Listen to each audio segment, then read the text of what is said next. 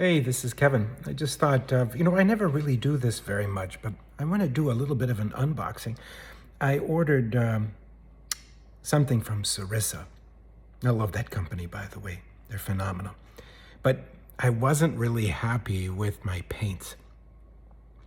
And right? People say you weren't happy with your paints after all these years, 200 and some thousand minis. What the heck? But I was having a lot of trouble with the paints that I had, and I asked a friend of mine if he had tried some different ones. Should I go to some of the bigger companies, or Vallejo, or Games Workshop? I just wasn't real happy because I started painting D&D miniatures for my daughter. She asked me if I would paint some figures for her since I never had. And of course, 25 millimeter, 28 millimeter, or 32 millimeter D&D figures scared the living poop out of me. But I did. I ventured down that road of just doing some nice minis for her. And then her friends started to ask if I do minis for them. You get where this is going, right? But anyway, they just weren't that adequate, the paints that I had. And I wasn't that happy with them anyway, right? And I love my contrast paints, but my regular paints just weren't working for me. So I ordered, based on my friend's recommendation. He said, you ought to try these new paints that came out. He said they're fantastic, from Two Thin Coats Paint. So let me show you. Okay, so I ordered from Sarissa these Two Thin Coat paints. And I just wanted to show you what I got in the box was these two from Sarissa buildable platforms that are color coded to the coat, and what they are, whether they're glaze, bright, wash, metallic, they all fit in a particular order. And then here's wave 2. And wow, I was really impressed with that. And then of course the paints came. There they are. And I looked at a few of them, and wow, they're really thick, very nice, very creamy. So I'm gonna try it. I'm gonna build this thing up, and I'm gonna tell you what these paints are like. But I guess I'm a professional painter for miniature armies. I'm not like these phenomenal painters that do these D&D miniatures, the big ones for the Golden Glove Award or whatever they call that thing. I don't have that kind of talent. I really don't. But I'm a war gamer and I'm a collector. But I'm gonna try these and see what happens. Thanks. All right, here's the second half of the video. So just wanted you to know I built stand number 1. Isn't that awesome? So I'll tell you about it in just a minute, but Sarissa, as professional as they are, absolutely fantastic. These are the individual pieces. They go together extremely easily, and those are the dividers. And of course, this is the paint color scheme where the paints go into the individual blocks. I'm gonna build this one here in just a minute, but one of the things I wanted to say is I'm really excited about trying these paints.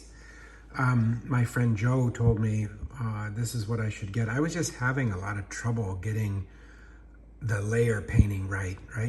Like what they call shadow, mid-tone, and highlight.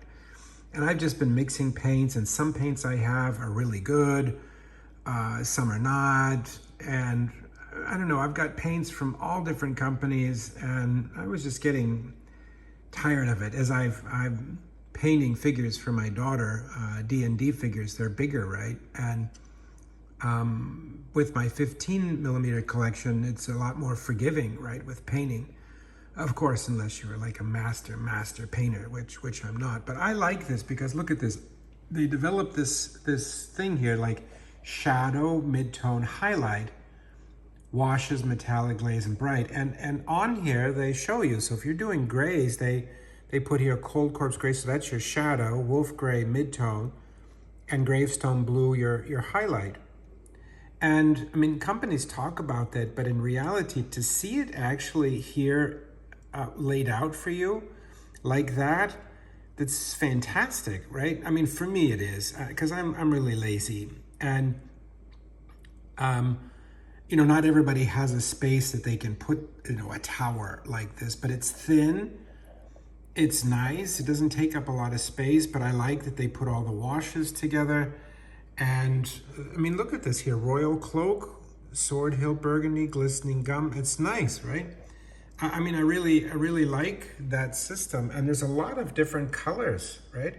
And then as you get to this new set, I mean, look at all of the different colors that this Duncan Rhodes put together. And looking at the paint, which I'll show you next, it's very, very creamy, very consistency. It doesn't have that liquidy water stuff. Like when I bought the Army Painter paints, although, they're okay, some are, you shake it and you go to use the dropper and you get this liquid coming out, even though you've shooken it, and yeah, you're supposed to pour that out, but it seems to always build. And some are just not nice paints. They just don't cover. So let's see what happens with these. Anyway, just thought I'd show you my new project. Okay, here's Kevin. Just wanted to show you the racks are built and they're now on the painting table. So there's my craft paints over there. And there's where guests can sit and talk while I paint. But this is now the two thin coat paints. This is how I've organized them. They fit perfectly in this space. And there's, of course, all my basing materials and things like that. Keep all my brushes and tools there. And this is where the magic generally happens. And yes, it's extraordinarily clean because I clean up after every project entirely, and then I start a new one so that the station's always clean. But during that, it's usually a mess. Anyway, these two thin coats from Duncan Rhodes, I was very, at first, I had a little bit buyer's remorse because it was kind of expensive, to be honest, but I really needed some new paints. And these just kind of appealed to me, and the reviews were very, very good. And I have to say, I started painting with them. And of course, there's my wet palette. And so I'm learning how to use very high quality paints. And I'm finding out that you don't need very much. You just need a small little dabble and thinning them down. And I'm not used to thinning paints down, although I have my wet palette. But even with the wet palette, the paints that I had before from the Army Painter were already very, very thin. And so when they got onto the wet palette, they just kind of like went every which way, to be honest. So hold on a second and I'll turn the camera around. Yeah, so what I was trying to say is that most of my paints were craft paints from the United States. And, I bought them at the hobby store cheap. These are, Dream Coat or Americanum. They were cheap. You'd get them for maybe $1 a piece when they were on sale. And they're okay, right? I've painted with them for years and they're okay, but not professional paints by any stretch. And so then I had a couple of bottles of Citadel, and they dried out fast. I hated the caps. They were just nasty with time. Good paints, but people said, oh, pull them into dropper bottles. Oh, that's too much work for me. Then I fell in love with the Army Painter because I could buy a whole set, right? All the different colors, all at one time. So I'm like, oh, this is awesome. That is exactly what I'm going to do. So I did. I bought them. And I would say half of them are good and half of them are not so good. They're filled with medium. I have to squeeze that out all the time. I have to shake like heck. And even if I do that, I've got to clean off the excess. Some are very, very, very thin. You need like 8 coats for them to cover. That doesn't do it for me. That cuts down my productivity. But the colors, some of them are outstanding. Some of them were just, I'm going to be kind, just not adequate. So I bought a line of their contrast paints.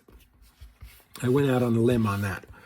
And I have to say 80% of them are fantastic. I enjoy using them and painting them for certain things, not everything. They don't do that great on 15s unless you do a lot of prep work, etc., etc. So I do use them and I enjoy them. But so I had this set of different companies and paints and never really happy. And so then what happened is that my daughter asked me to start painting D&D figures. So I'm like, okay, because she wanted something from me, right? So some of these are bigger figures, like this one, and so, I gave my shot at it, and some are pretty doggone ugly, but I've tried my best. Here's some vampires for her. So these are my first shot into D&D figures, bigger, and the paints just weren't good enough. And then I started learning about the triads, and having to do shadows, midtones, highlights, washes, glazes. It was overwhelming. You just don't do that so much on 15s. I did layer painting for sure and dry brushing, and I had all this stuff, but paints just weren't that great. So I went on a quest for which ones were the best paints. I wanted to treat myself for Christmas, buying my own gifts. Anyway, I came across this Duncan Rhodes, and everybody said those were phenomenal paints. Right up there with GW, but in a dropper bottle, or Citadel, and AK. So there was like 3 companies, really good paints. And, then you start getting into semantics. Well, this brown is better than that brown. This green, you need that over this. This company's the better. I didn't want to do that. I just want one painting system. So I looked into it, and Citadel and AK, you couldn't buy whole sets. I mean, I want the whole set. I just want to make it easy for me, because I like that. Easy, right? And then Sarissa. Yes, our beloved Sarissa in England.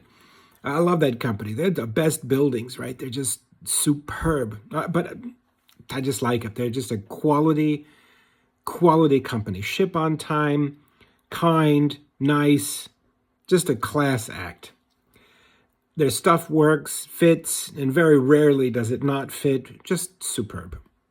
So they had an offering for these 2 thin coats from Duncan Rhodes, and they created this stand, right, for them. And I'd have that. That's perfect for me. You could buy both of Duncan Rhodes' sets with the triads, right? So both, everything organized by Sarissa.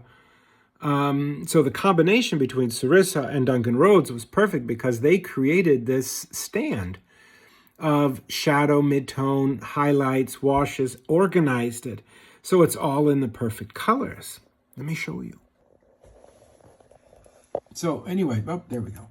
So here, Orchid Hide, that's your shadow. Globinite Green, your mid-tone, and your shadow, or your highlight. So everything is organized this way. So there's your purples, your shadow, your mid-tone, your highlight, your browns, and your grays, and every color, as you can see, under the rainbow, but it's organized by triads. Of course, I didn't know anything about triad painting. Go and I talked to John, my friend John. He goes, of course there's triad paintings. I've been doing that for 20 years. And I'm like, well, when were you going to tell me that? He keeps secrets from me. It's just ridiculous. Anyway, I thought this was a great system, right? Look at that. They organized it right up there. Your paint bottles have shadow, mid-tone highlights. I think I showed all this before. But nice, right? Just really, really, really nice. Okay, here I am back again. So I tried them. Fantastic. Every one of them. They came out of the bottles. There's no like medium gel or creamy white stuff or extra water in the bottles. They had a little BB in it, run it all around. The dropper was perfect, seals up nice, but it came out super creamy, like just a dot, just perfect. And then I had to water it down, and I got the best colors. I mean, bright, coverage, phenomenal.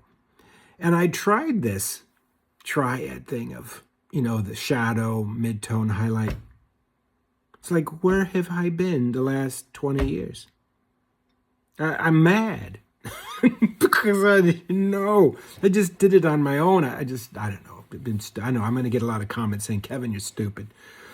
And after 275,000 minis now, somebody tells me how to paint. Jeez. I got to start all over again. Oh, look, I got black all over my head. All right, anyway. Yeah, I'm on a whole new world here. So I'm going to paint my daughter's minis based on this triad system. And I'm probably going to have to start learning all over again. But isn't that cool in life that we can start and learn new things? So I've been watching Duncan Rhodes, his tutorials and this stuff. What an unbelievable painter, right? And tips about all this stuff. Because the 25s or 28s or 32s, they're really different, right? They're really, really different.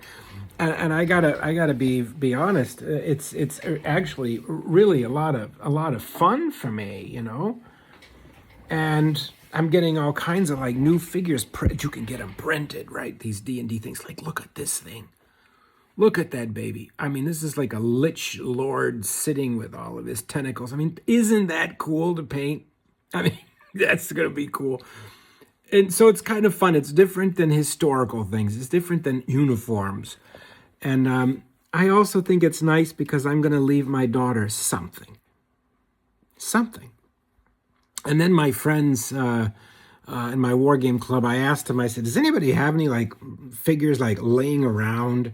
Just like, we all have extra figures from Warlord games that came in magazines or different, figures laying around. I had some here. I had Romans, I had Greeks, I had spiders and goblins, just stuff that I keep in like a box because I'm very organized. 28s, but I didn't use them because I don't do 28s. And I just asked my mates, my friends, I said, does anybody have any like D&D fantasy figures laying around, a knight or a paladin or a druid? I don't even know what these things are, to be honest with you, but my daughter does, and they did. And so I was so surprised at our last gathering. My friend Steve brought me a whole bunch of miniatures. Just wonderful. I mean, thanks, Steve. And then Wes. Oh my God, don't get me started on Wes. He gives me 2 whole boxes of figures from a startup that he funded, I guess on one of these funding things, called Fantasy Wave 1 and 2. He probably gave me 125 minis for my daughter. Unbelievable. When I think about it, I do want to cry. It's like, what? I said, no, I can't paint these. He said, nope, you take them. Now, really? I had great friends. So I'm painting those up for my daughter to leave like a little legacy. She wants something from me. So look at this. Through this whole journey, I got a whole new paint set, learning new things, found out the generosity of my friends, having to think about new ways of doing things in painting and organization, and I'm leaving something for my girl. Isn't that nice? Anyway, just a rambling tutorial of something that I have discovered in the last days. Take care.